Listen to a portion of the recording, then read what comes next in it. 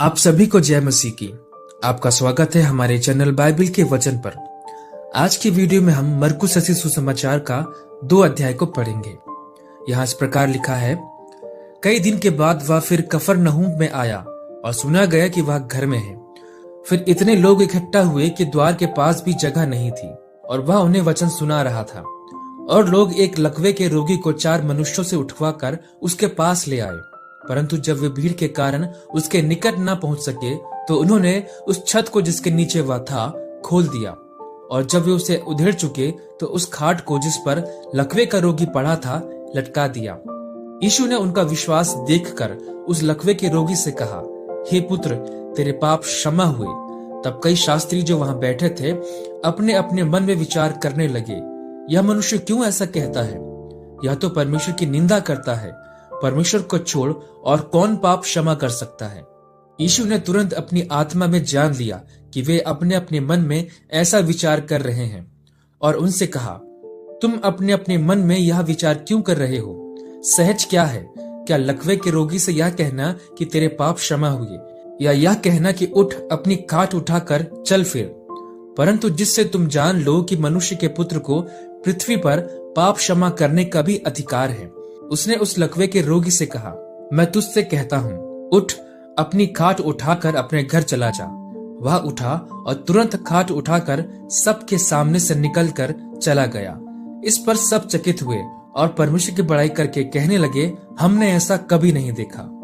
वह फिर निकलकर झील के किनारे गया और सारी भीड़ उसके पीछे आई और वह उन्हें उपदेश देने लगा। जाते हुए उसने हलफई के पुत्र लेवी को चुंगी की चौकी पर बैठे देखा और उससे कहा, मेरे पीछे हो ले, और वह उठकर उसके पीछे हो लिया। जब वह उसके घर में भोजन करने बैठा तब बहुत से चुंगी लेने वाले और पापी यीशु और उसके चेलों के साथ भोजन करने बैठे, क्योंकि वे बहुत से थे और उसके पीछे हो लिए थे। शास्त्रियों और फरीसियों ने यह देखकर कि वह पापियों और चुंगी लेने वालों के साथ भोजन कर रहा है, उसके चेलों से कहा, वह तो चुंगी लेने वालों और पापियों के साथ खाता पीता है। यीशु ने सुनकर उनसे कहा, भले चंगों को वैद्य की आवश्यकता नहीं, परंतु बीमारों को है। मैं धर्मियों को नहीं परंतु पापियों को बुलाने आया हूँ। यूहन्ना के चेले और फरीसी उपवास करते थे, अतः उन्होंने आकर उससे यह कहा, यूहन्ना के चेले और फरीसियों के चेले क्यों उपवास करते हैं, परंतु तेरे चेले उपवास नहीं रखते? यीशु ने उनसे कहा, जब तक दूल्हा बारातियों के साथ रहता है क्या वे उपवास कर सकते हैं? अतः जब तक दूल्हा उनके साथ है तब तक वे उपवास नहीं कर सकते। परंतु वे दिन आएंगे जब दूल्हा उनसे अलग किया जाएगा, उस समय वे उपवास करेंगे। कोरे कपड़े का पैबंद पुराने वस्त्र पर कोई नहीं लगाता, नहीं तो वह पैबंद उसमें से कुछ खींच लेगा, अर्थात नया पुराने से, और वह पहले से अधिक फट जाएगा। नए दाखरस को पुरानी मशकों में कोई नहीं रखता, नहीं तो दाखरस मशकों को फाड़ देगा और दाखरस और मशकें दोनों नष्ट हो जाएंगी, परंतु नया दाखरस नई मशकों में भरा जाता है।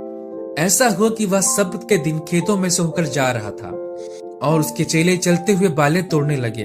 तब फरीसियों ने उनसे कहा, देखिए सब्त के दिन वह काम क्यों करते हैं जो उचित नहीं?